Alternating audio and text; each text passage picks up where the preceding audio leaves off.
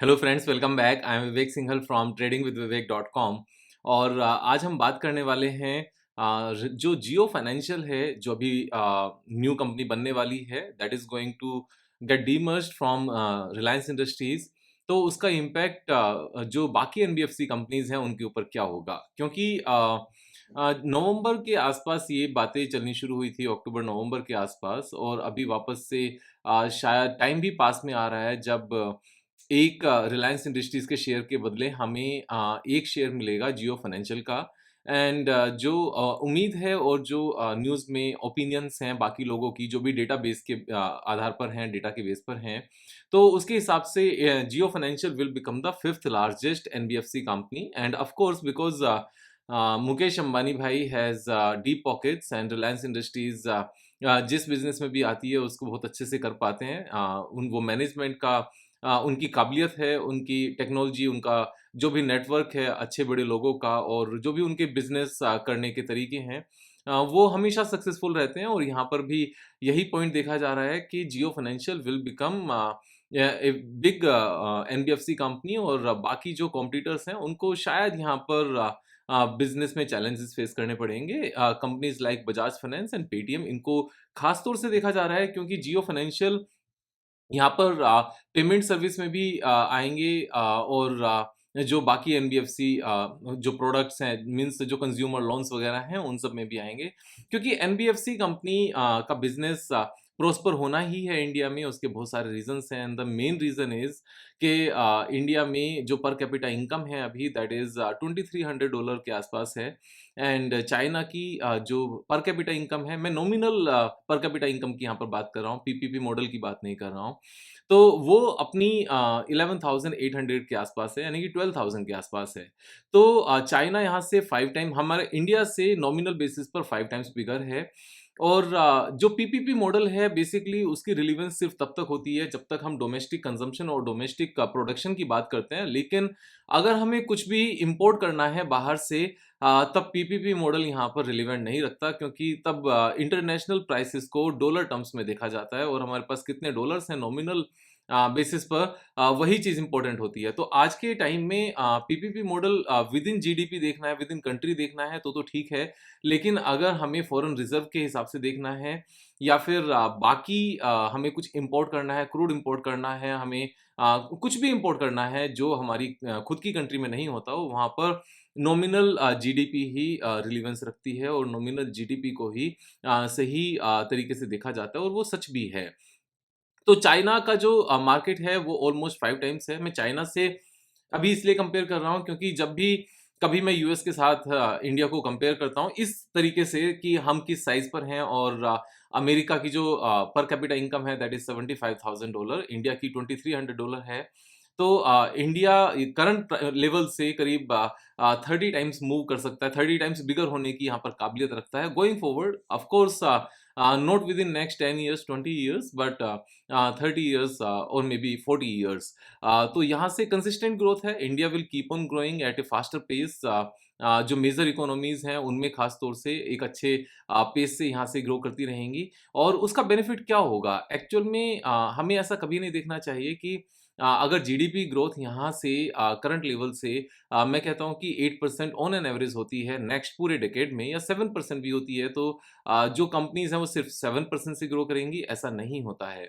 यहाँ पर डिपेंड करता है कि हम कौन सी कंपनीज की बात कर रहे हैं, क्योंकि कुछ कंपनीज का प्रोडक्ट बिकना ही तब शुरू होता है जब एक मिनिमम थ्रेशहोल्ड कवर हो जाए किसी भी इंसान की। फॉर एग्जांपल, जब हम 2300 जो करंट पर कैपिटा इनकम है इंडिया का, उसकी बात करते हैं, तो $2000 तक तो लोगों की जो पेट भरने के लिए जो रिक्वायरमेंट्स हैं, जो फूड की रिक्वायरमेंट्स हैं, वही पूरी हो पाती हैं, और बाकी सब चीज़ों की जो ज़रूरत पड़ती है वो उससे ऊपर पड़ती है। अब जो लोन लेने की बात है, खास तौर से एनबीएफसी कंपनीज़ में, यहाँ पर एनबीएफसी कंपनीज़ का जो लोन है और जो हमारा बाकी लोन है बैंकिंग का, दोनों में बहुत बड़ा डिफरेंस है। एनबीएफसी कंपनीज़ ज़्यादातर केसेस में या तो छोटे उद्योग्स को यहाँ पर कैटर करते हैं, या फिर अगर हम बजाज फाइनेंस जैसी कंपनीज की बात करें, क्योंकि अभी हम इसी पॉइंट की बात कर रहे हैं कि रिलायंस इंडस्ट्रीज की जो जियो फाइनेंशियल आर्म है that is going to get list after demerger, और हमें शेयर्स उसके मिलेंगे। अगर हमारे पास रिलायंस इंडस्ट्रीज के शेयर्स हैं तो उसका इम्पैक्ट बजाज फाइनेंस के ऊपर क्या होगा, क्या यहाँ पर बजाज फाइनेंस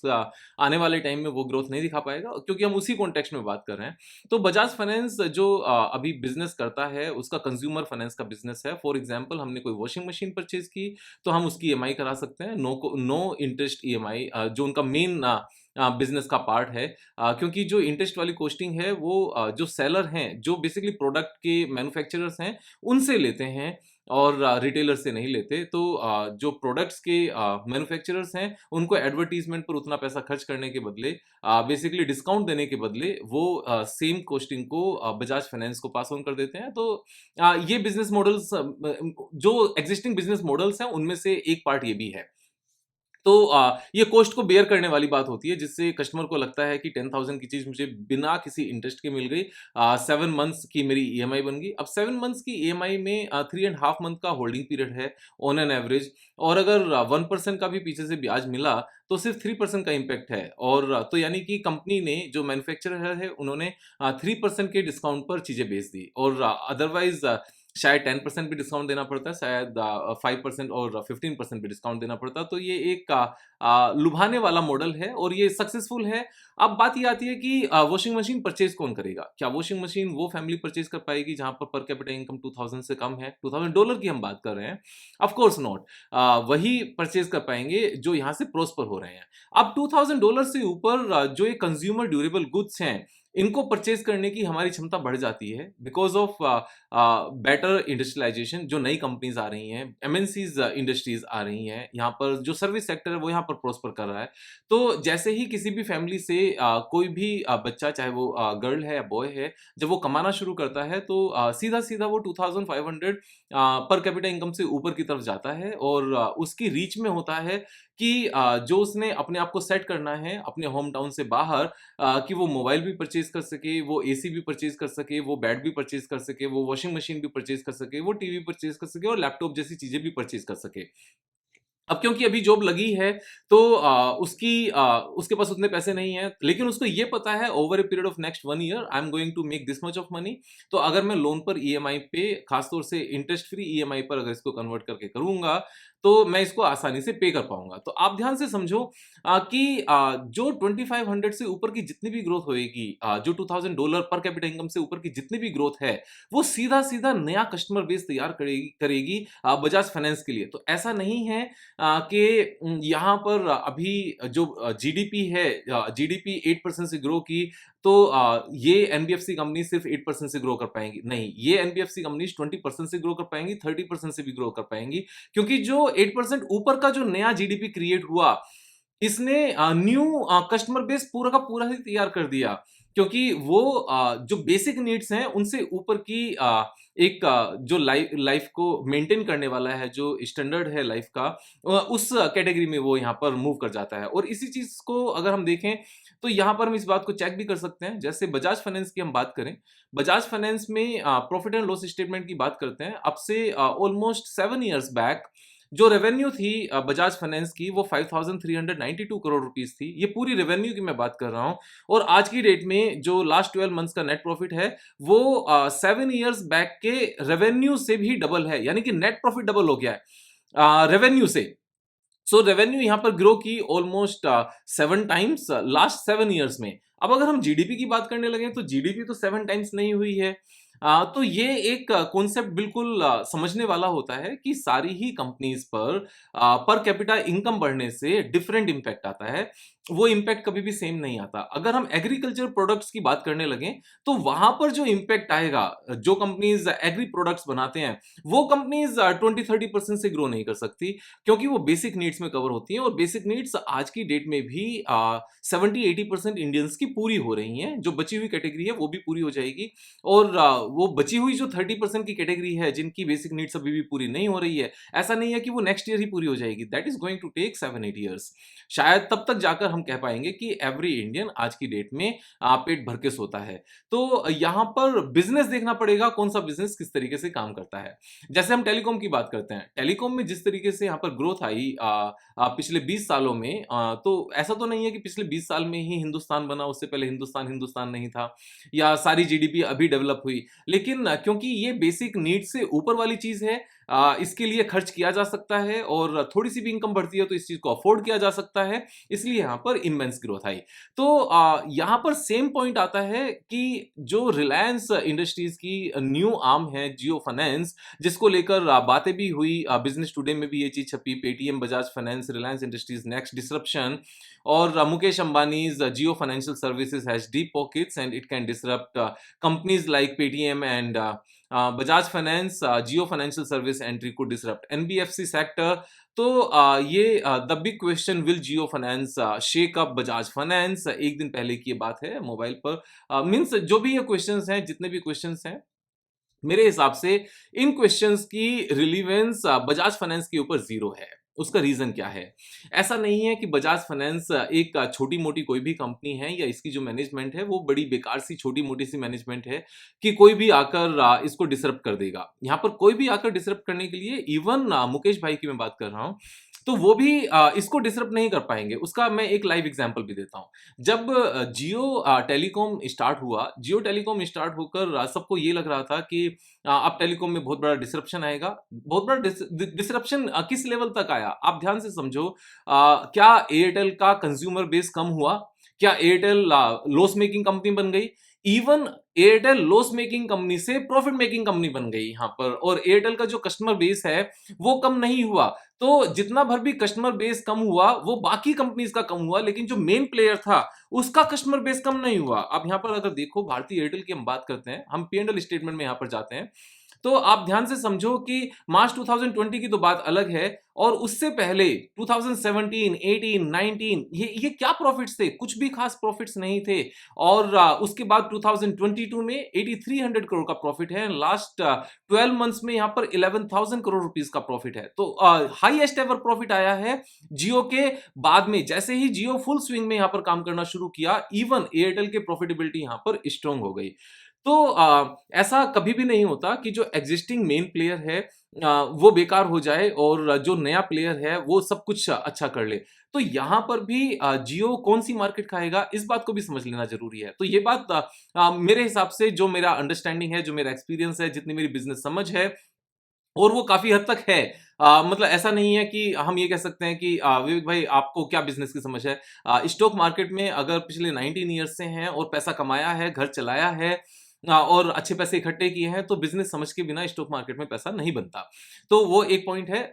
जो सेकंड पॉइंट मैं बात कर रहा था कि जियो फाइनेंशियल्स कौन सा मार्केट कैप्चर करेंगे, वो मैं आपको एक बार बताना चाहता हूं। तो हम एक बार स्क्रीनर.in पर जाते हैं और यहां पर बजाज फाइनेंस को ही एक बार टाइप करते हैं, और बजाज फाइनेंस को टाइप करके हम थोड़ा सा नीचे जाते हैं, और नीचे जाने के बाद देखते हैं जो सेक्टर है फाइनेंस का, फाइनेंस सेक्टर मींस एनबीएफसी। हमने इसके ऊपर क्लिक किया तो आप देखोगे 526 कंपनीज लिस्टेड हैं जो एनबीएफसी कंपनीज हैं इंडिया में।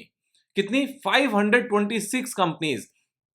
This is a big big number, ये छोटा नंबर नहीं है। अगर हम लास्ट पेज पर भी चले जाएं, इसमें नेक्स्ट पर तो कैसे जाएंगे, 11th पर गए, उसके बाद में हाँ या 11th पर गए, तो आप मीडियन 526 कंपनीज हैं, लेकिन मीडियन का सिर्फ उतना बड़ा रोल नहीं है अगर हम इस नंबर को पूरा करके देखने लगे। लेकिन हमें एक ही बात से पता चल जाता है कि कितनी कंपनीज और टोटल नंबर ऑफ कंपनीज कितनी लिस्टेड है, एक बार ये भी हम सर्च कर लेते हैं। So create new screen and market capitalisation, more than 1 crore की अगर हम यहाँ पर फिगर निकालने लगे, सो 4,244 कंपनीज हैं जो ओवरऑल लिस्टेड हैं। यानी कि जितनी भी कंपनीज लिस्टेड हैं उसका 12%, 13%, ऑलमोस्ट 12% के आसपास का नंबर एनबीएफसी कंपनीज हैं। ये छोटा नंबर नहीं है किसी भी एंगल से।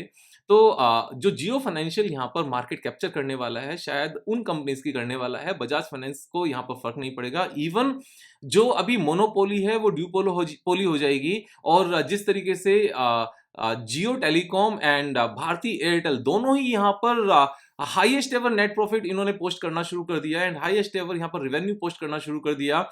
शायद ये चीज और अच्छे से यहाँ पर प्रोस्पर करेगी। उसका एक और जो मैंने रीजन बताया कि इंडिया की ग्रोथ का जो अभी स्कोप है वो 2300 पर कैपिटा इनकम से 12,000 पर कैपिटा इनकम तक है, और मैं सिर्फ चाइना के होने तक की बात कर रहा हूँ, अमेरिका की तो बात ही नहीं कर रहा हूँ। अब अगर हम में से किसी को ये डाउट है कि हम चाइना जितने भी बड़े नहीं बनेंगे, तो मेरा कहना है कि हमें शायद थोड़ी सी स्टडी करने की जरूरत है। हमें सुनी सुनाई बातों पर ध्यान देने के बदले हमें आंकड़ों पर आने की जरूरत है, हमें फैक्ट्स एंड फिगर्स पर आने की जरूरत है, और उसके लिए सिर्फ हमें गूगल पर सर्च ही करना है। अब जब हम बात करते हैं कि इंडिया के जो ये नंबर्स हैं, जो हम पर कैपिटा इनकम की बात कर रहे हैं, तो इसको सर्च करना मुश्किल नहीं है बिल्कुल भी। इंडिया पर कैपिटा इनकम ये $2300 है और ये मार्च 22 की फिगर है। अब अगर मार्च 2023 की अगर हम फिगर देखने लगे तो शायद ये नंबर और थोड़ा सा बड़ा हो जाएगा, क्योंकि 7-8% से हमने यहाँ पर ग्रो किया होगा। अब जब ये 2300 की लास्ट की फिगर है, तो और इसी को हम यहाँ पर चाइना का नंबर एक बार हम देखने लगे जो पर कैपिटा इनकम नॉमिनल है, ये पुरानी बात नहीं करेंगे, हम 2022 की बात करते हैं, शायद नंबर निकल कर आ जाएगा। सो 2022 में सेम टाइम का अगर हम नंबर देखें तो दिस इज 12,733। तो ये जीडीपी पर कैपिटा है और ये नॉमिनल है, यानी कि जो चाइना है वो 5 टाइम्स से भी ज़्यादा बड़ा है, 5 टाइम्स के आसपास ही बड़ा है इंडिया से। तो हम वहाँ तक तो पहुँचेंगे, और 5 टाइम्स तक अगर ये इंडिया यहाँ से ग्रो करती है, तो जो एनबीएफसी बिजनेस है ये 5 टाइम्स ग्रो नहीं करेगा, ये 30-40 टाइम्स ग्रो करेगा, क्योंकि यहाँ से ऊपर ही इन सब चीज़ों की ज़रूरत फील होती है। यहाँ पर जैसे ही हमें फ्यूचर अर्निंग सोर्स सिक्योर होता हुआ दिखता है, हमारी कैपेबिलिटी बन जाती है, हमारा अंदर से माइंडसेट स्ट्रांग हो जाता है that we can take a loan and we can spend more money, because हमें पता है कि आने वाले टाइम में ये पैसा आना ही है। कभी भी लोन एग्जिस्टिंग सिचुएशन के बेस पर नहीं लिया जाता। जब भी लोन लिया जाता है, वो फ्यूचर इनकम की जो आने की हमारी एक्सपेक्टेंसी है, जो प्रोबेबिलिटी है, उसके बेस पर लिया जाता है। ये थोड़े-थोड़े से छोटे-छोटे से पॉइंट्स हैं जिनको हमें समझदारी से समझना होता है। अगर प्योर इकोनॉमिक्स पर ध्यान देंगे तो सिर्फ थ्योरी पढ़कर रह जाएँगे, और सिर्फ थ्योरी पढ़ने से स्टॉक मार्केट में पैसे नहीं बनते। जो बिज़नेस सेंस है वो प्रैक्टिकल होनी चाहिए यहाँ पर, और चीज़ों को थोड़ा-सा डीप डाउन वे में जाकर समझना चाहिए। इसके लिए जो हमारा माइंडसेट तैयार होता है, उसके लिए मैं ये कहूँगा हमारा माइंड स्टेबल होना चाहिए, दूसरों की बातें कम सुननी चाहिए। अगर सुनी है तो उनको एनालाइज़ करना चाहिए और अपने माइंड को सेल्फ एनालिसिस की हैबिट डालनी चाहिए। देखो, दूसरों से सीखना इम्पोर्टेंट है, क्योंकि कोई भी बच्चा, कोई भी यहाँ पर कॉलेज का स्टूडेंट या कोई भी जो न्यू एंट्रेंस लेता है किसी भी कॉर्पोरेट जर्नी में, वो शुरू से सब कुछ सीख कर नहीं आता, उसको दूसरों से सीखना होता है। लेकिन सीखने के साथ में उसको अप्लाई खुद से करना है, और एक बार किसी से सीख लिया तो उसको खुद किस-किस डायरेक्शन में किस-किस तरह से अप्लाई कर सकते हैं, उस चीज़ की समझ खुद से डेवलप करनी है। तो दूसरों से हमें इन्फॉर्मेशन लेनी है, उसका यूज़ खुद से देखना है, और बुक रीडिंग इसमें काफ़ी हेल्प करता है, और चैंटिंग से अच्छा तो कुछ है ही नहीं, क्योंकि अगर हम चैंटिंग करते रहेंगे तो जो हमारी सोचने समझने की शक्ति है वो अच्छी होती है, और जो हमारे स्टार्स हैं वो भी कहीं न कहीं हमारे फ़ेवर में रहते हैं, और हम थोड़ा-सा भक्ति के रास्ते पर भी जाते हैं, और भक्ति के रास्ते पर जाने का सबसे अच्छा एक और बेनिफिट होता है कि हम कैरेक्टर वाइज़ भी अपने आप को मेंटेन कर पाते हैं, अपने आप को अच्छा रख पाते हैं। तो यहाँ पर ये सब चीज़ें इम्पोर्टेंट हैं। आप यहाँ पर सीखते रहिए, मैं सिखाता रहूँगा। मेरा काम वीडियो बनाकर आपके साथ शेयर करना है, आपका काम दोस्तों के साथ शेयर करना है, और बाकी कल फिर मिलेंगे एक नई वीडियो के साथ। तब तक जय हिंद।